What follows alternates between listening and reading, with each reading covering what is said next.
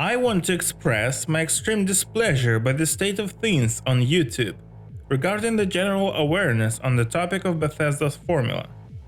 Thank you, my inner Gale.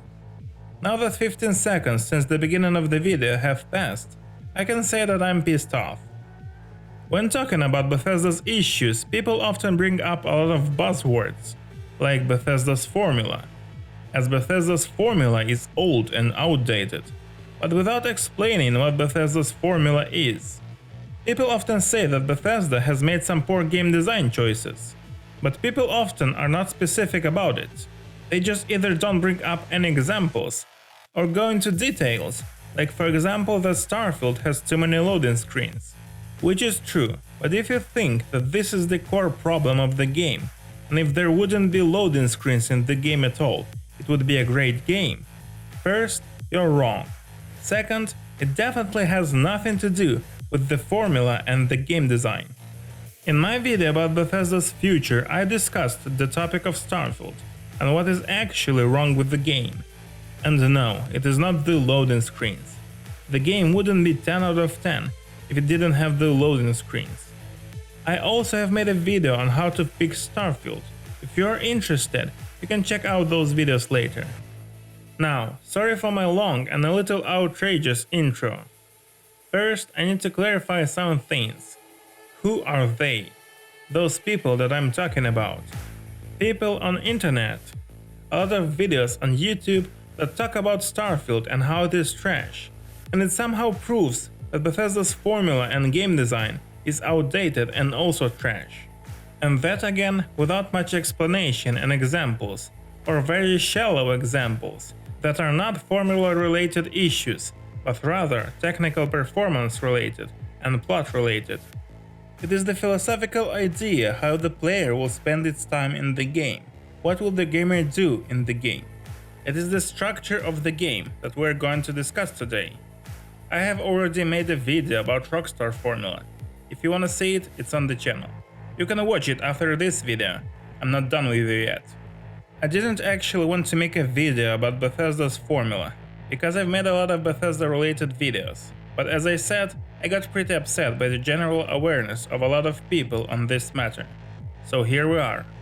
Since I have already mentioned Starfield in this video, we'll also examine if Starfield follows Bethesda's formula, and we will talk a little about Baldur's Gate 3, because people often bring it up as an example of a better formula than the one of Bethesda.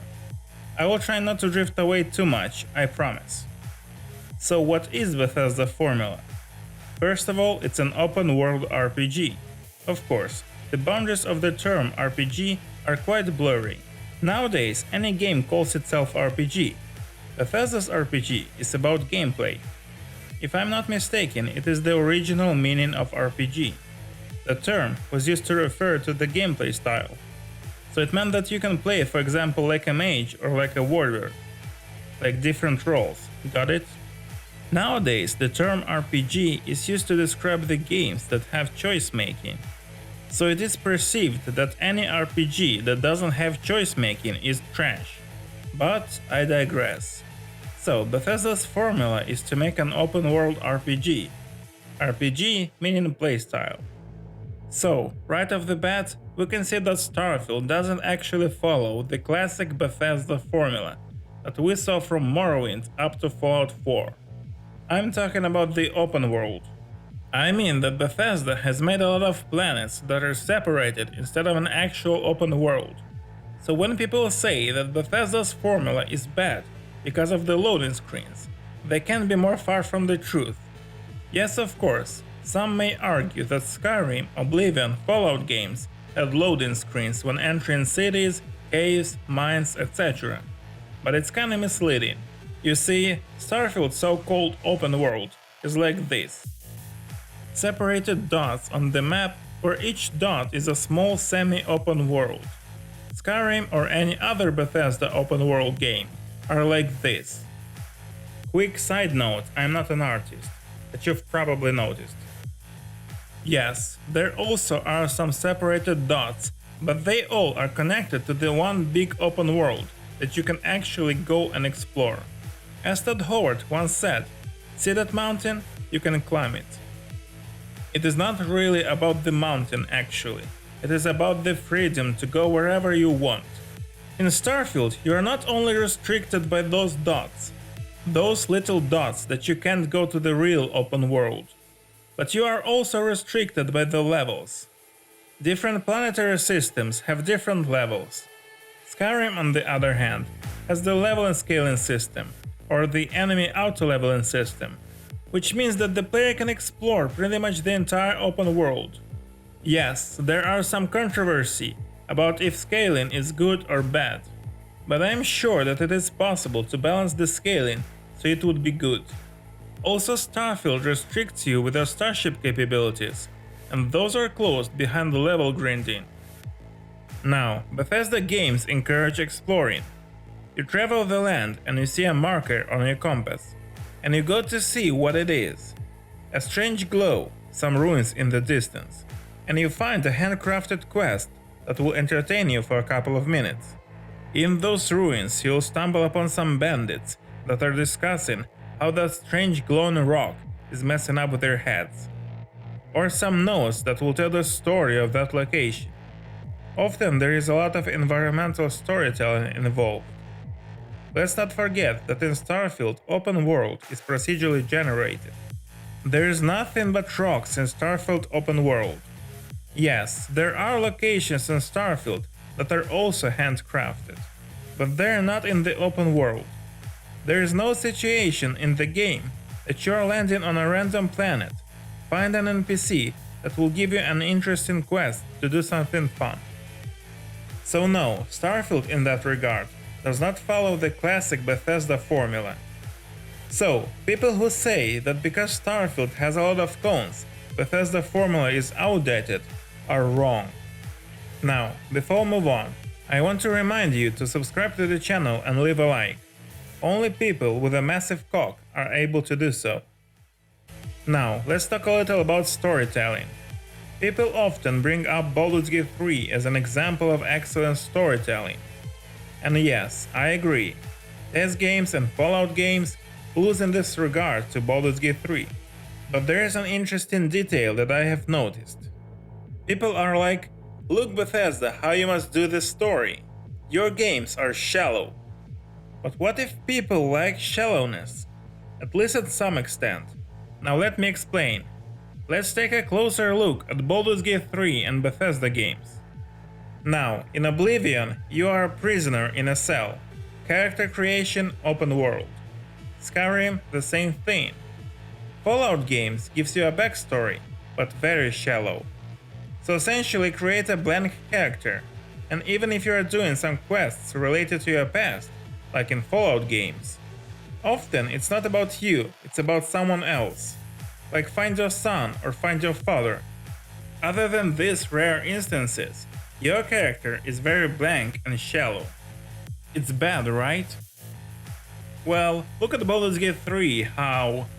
Wait, did you notice that? Your character doesn't have voice in Baldur's Gate 3. It's like... it's shallow. And when you're doing all of those amazing quests, they're not about you but about your companions. Of course, if you didn't pick up a character from the list, then you may get a story about you. But people don't.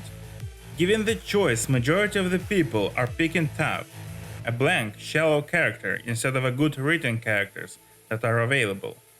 Yes, some may say that it is cool to go through the character creation. First, it still proves my point, because faces and bodies are also an important part of a character. For example, Gale doesn't shave his beard because of his breakup with Mistra. Gale was talking about that with Tara. Second, there is Dark Urge. You can still choose its appearance.